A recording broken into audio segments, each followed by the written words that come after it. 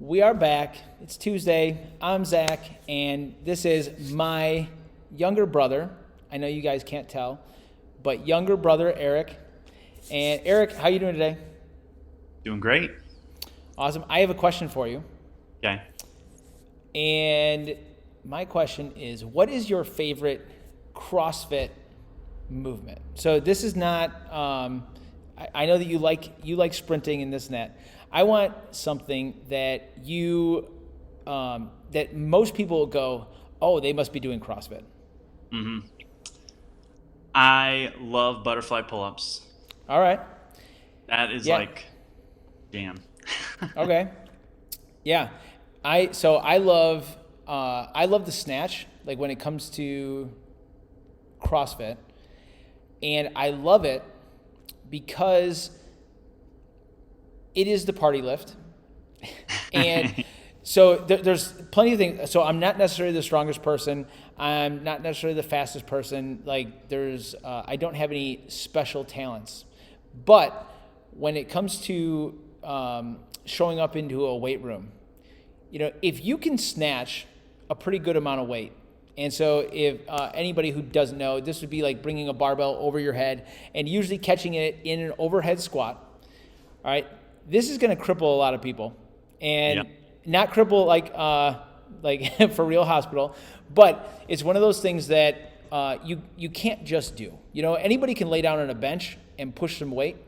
Now, I'm not saying that you can do that well, so not everybody is super strong at that, but when it comes to the snatch, it's one of those things that if you've practiced it, if you've worked on the mobility, the balance, the coordination, all that kind of stuff, you can do something that somebody way stronger than you cannot.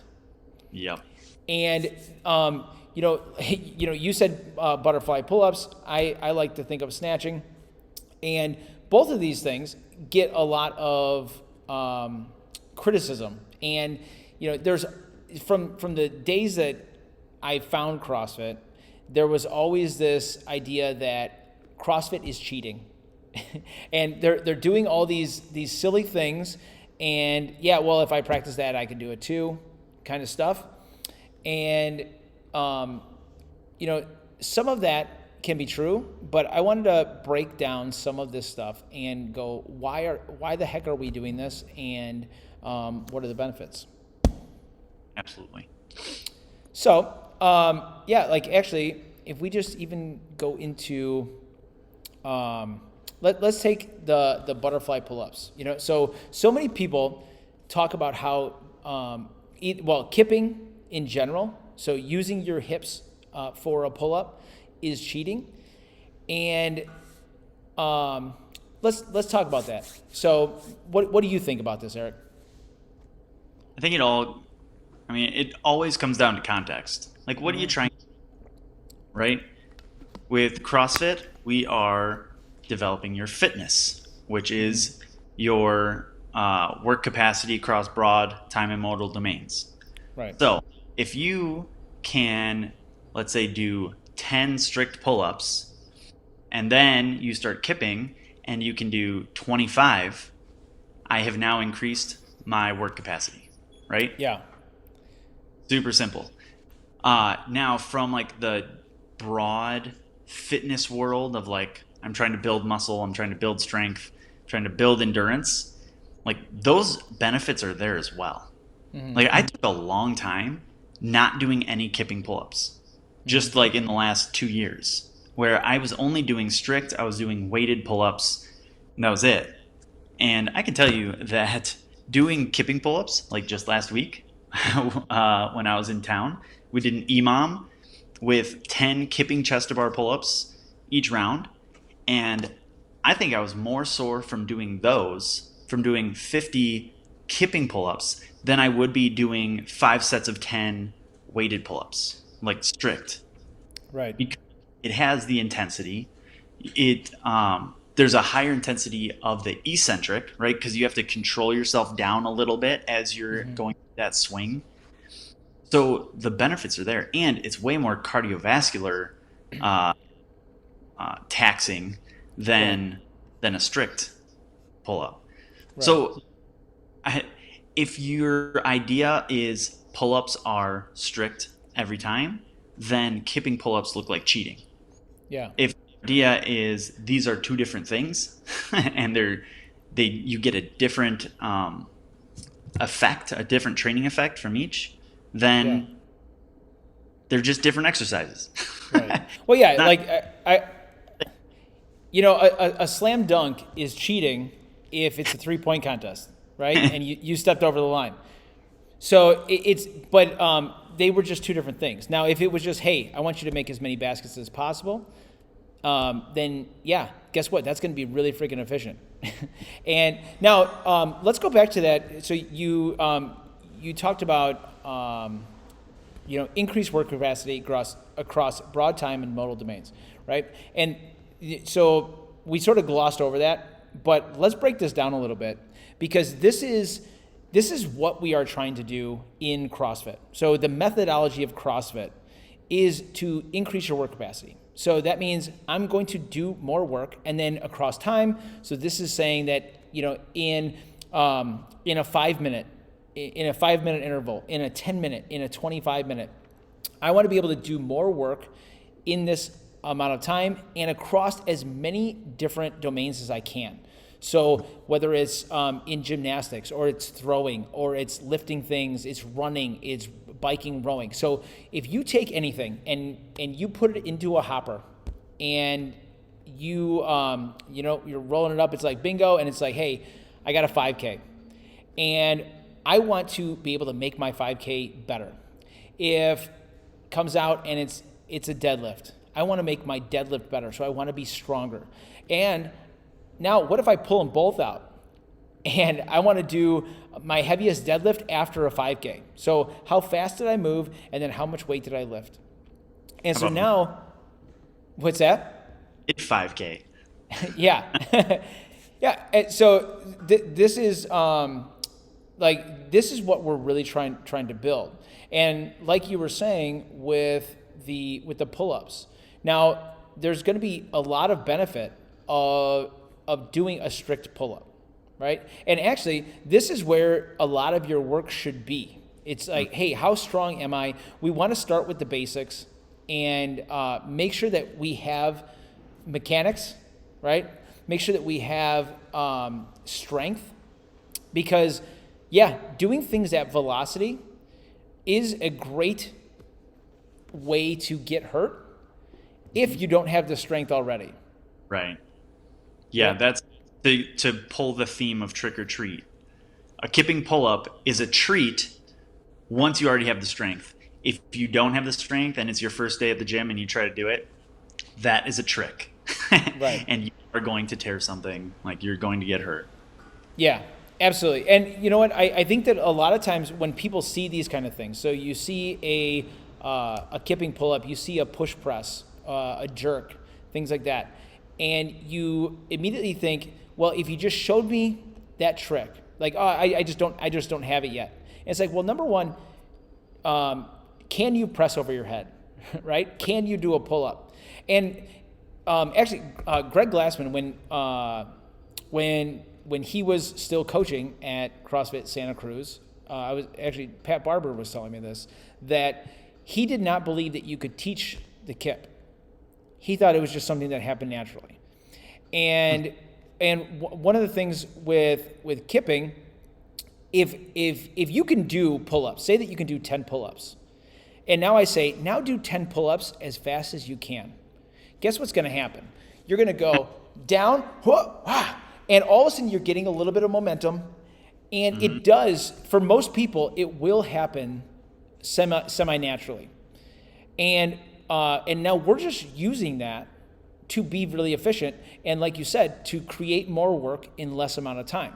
Same thing's going to happen with a push press, right? So people talk about when you're pressing and you dip and drive, they're like, oh, they use their legs. Well, it's cheating if it is a press contest where Right. Strict press, no legs, right? But if I'm just trying to get something heavy over my head, I'm probably going to use my legs. And most people don't need to be taught the push press very much. Right. We can make it more efficient. We can make it a little bit better. But if you give somebody their Christmas lights and they're putting them up on the top shelf in the garage, guess what they're going to do? They're going to go, huh, right? And they're just going to give it a little heave. This is what we do in life, right? And, if we're just trying to be better at life, so general physical preparedness, I can take any task at any time and function pretty well at it, then I'm going to be doing these kind of things when I go out into the world. Like, if you fall on the ground, when you get back up, most of the time you're not going to be in a strict plank and like, all right, right? You're possibly going to snake up a little bit. You push yourself up, get up onto a knee. Same thing with a burpee. You get down, you get up, and it's going to look all kinds of ways. But if we're training for specific strength, then there's going to be a lot of benefit to doing things, whether it's slower, more strict, not using your hips. But in CrossFit, one of the common themes that you'll see is that we're going to create a lot of power with our hips. And in that kipping pull-up, so opening up the hip and then closing the hip, I'm going to be able to drive pretty hard going up, and now I can finish it out with my arms. So working core to extremity, so going from big muscles out into small muscles, we're going to see this in almost anything you do in life. So you're throwing a baseball, it's like hips into shoulders out into your fingertips. You throw a punch, you roll over. I'm oh, there you go. We 3-month-old right now, almost 4-month-old, and this is what I'm watching him. Like, he almost rolled over yesterday, and what did he do? He was on his back. He extended, global extension, extended his hip, arched, and then once he gets onto his side, then global flexion and flips himself onto his belly. Yes. Right? And if you watch a baby develop, this is my favorite thing with the kids. That's exactly, they develop in that way of core to extremity. Yeah. They start learning all of that, lifting their legs, rolling, squirming side to side. Then all of a sudden their arms, this is the phase he's in now, is his arms just flailing, right? He's figured out his shoulders, and now he's figuring out his elbows and his hands, where he can start to grab at things, but doesn't quite have that dexterity, right? And this is how they develop. This is how we develop, is core to extremity. And so obviously that's how we should move, is focus on the same thing. And I feel like that's where a lot of injuries happen, right? The back injuries and hernias, all this stuff, where we have forgotten, we put so much focus on the limbs, on the extremities, and we forget how to use our core. And so now we're working everything extremity to core, and everything breaks down. That's where you get hurt. Yeah. Actually, I think that we hear this a lot. People just getting into CrossFit, they start, you're doing some movement, and they'll say, what muscle is this working, right? Because we're used to getting on a machine and doing this, and we're working one single joint, you are isolating a muscle. And most of what we do in life is not about working a muscle, it's using them all in conjunction to better move and to be able to do more work. And like you were talking about, this is going to allow you to create intensity. Because when we talk about intensity, we're not just talking about breathing hard or anything like that. What we define it as work, right? So force times distance divided by time. And so getting sciencey, if I can move 100 pounds, 1 foot in 1 second, I've got 100 foot-pounds of work. But if I can move 100 pounds 2 feet in 1 second, now I've doubled the amount of work that I can do. And this is the same thing. If I'm 100 pounds, because I'm pretty lean and trim, and I'm doing a pull-up, and so now I move that 100 pounds, and I can do more in a shorter amount of time. I'm creating more work. And like you said, what a great benefit. Not only am I getting a strength benefit, but the heart and lungs are pumping. And this is one of the one of the huge benefits of CrossFit is blurring that line of strength and conditioning. And so you go, which one am I doing right now? And yes, there is times for either, but when you start blurring that line, it really has a lot of benefit.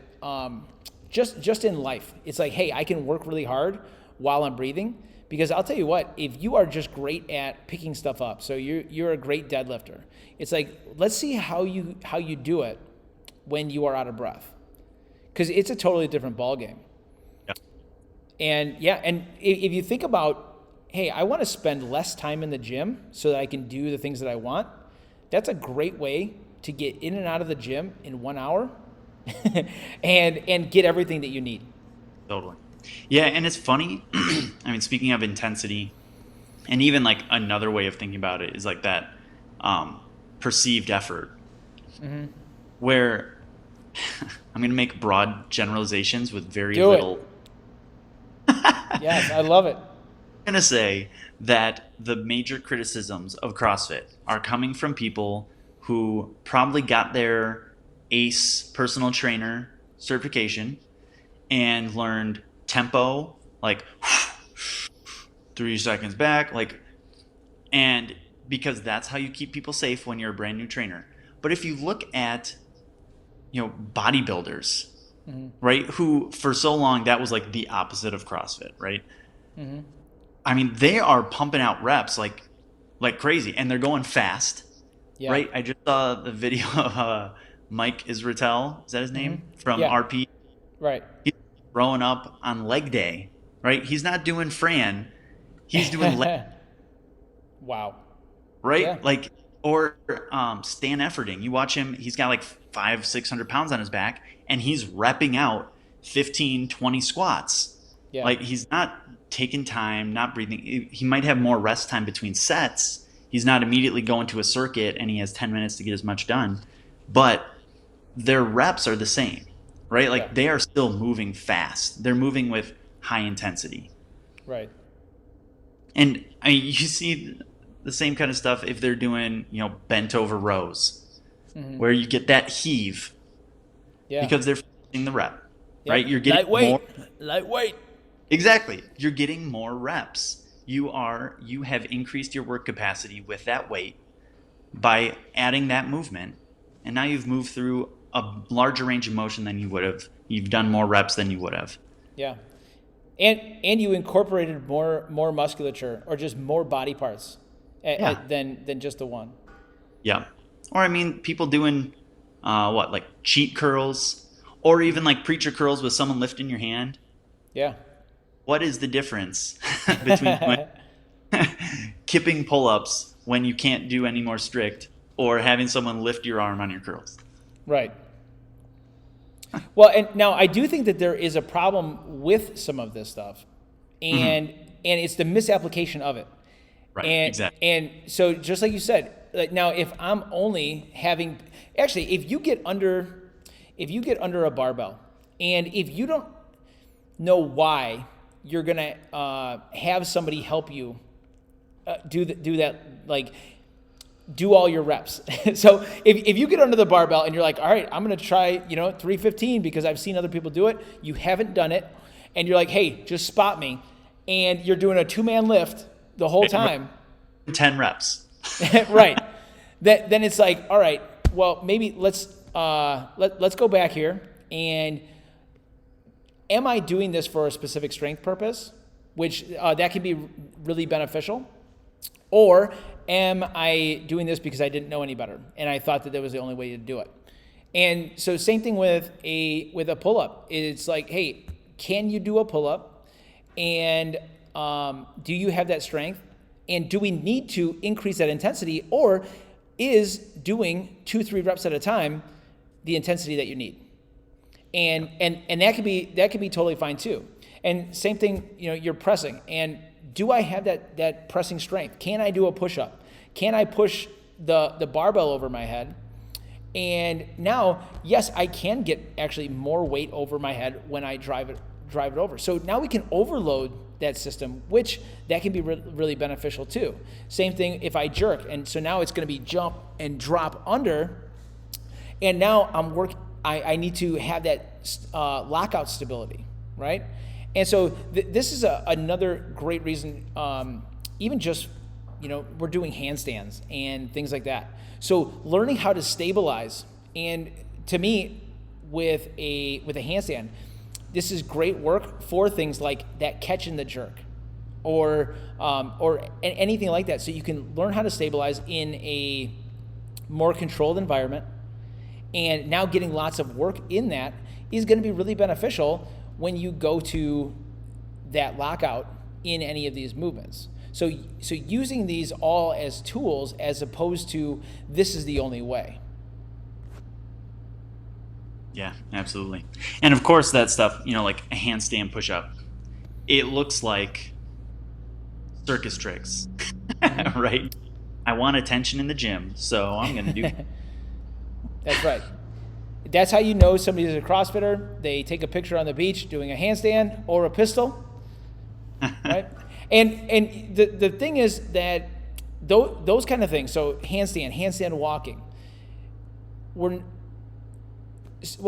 would say some people learn them just because they want to, but what it is that is a display of your fitness, of your strength, of your body control, right? So doing a handstand or a handstand walk, yeah, we want to have that gymnastic strength. I want to be able to hold my body, because if I can't hold my body, then should I be holding more weight, right? So if I can't do my body weight in a handstand hold, then I'm probably not going to be putting my body weight over my head for an overhead squat, for a press, for a push press and a jerk, or I'm going to get hurt.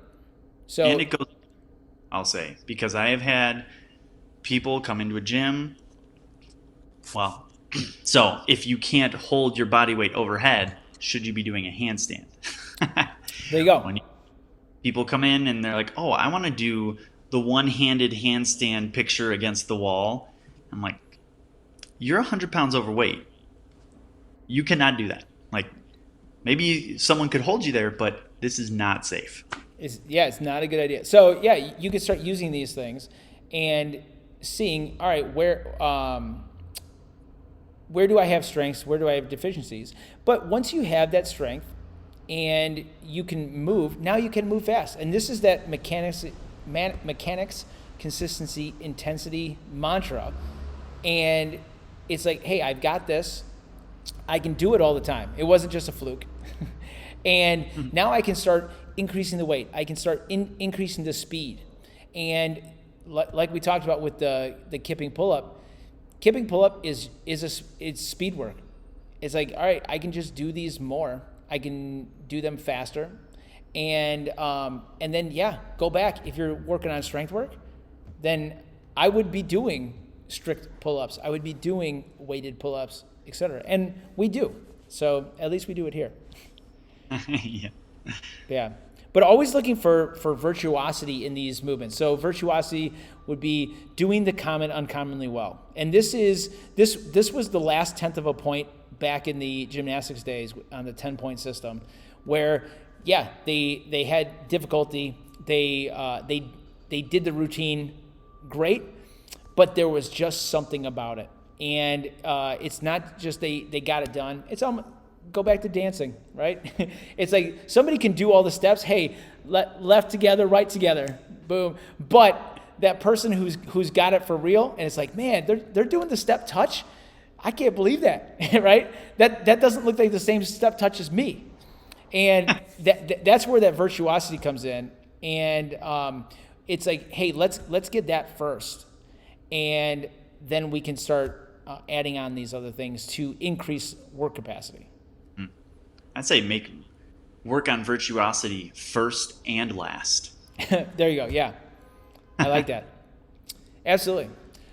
So yeah, all of these things, lots of times, yeah, they do look like these silly things that we're just trying to do, want to look cool, which yes, sometimes it is. And I think there's lots of benefit in that. When you do find something a little bit novel, number one, you want to work on it more.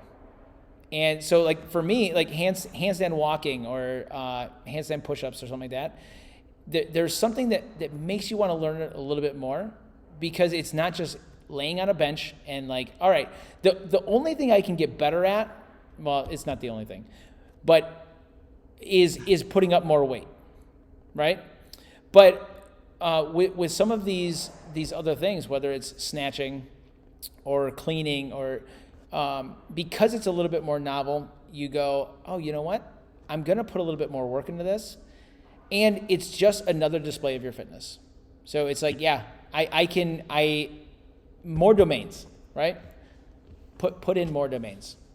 Which, I mean, let's go all the way back to the bottom of the pyramid, that like gymnastics is supposed to be down there. Yeah. Right? Elephant in the room in CrossFit. Where are all the press to handstands? Yeah, absolutely. Like, that is, I mean, if you have a press to handstand, if you have a planche, like your bench press is going to be solid. Absolutely. Right?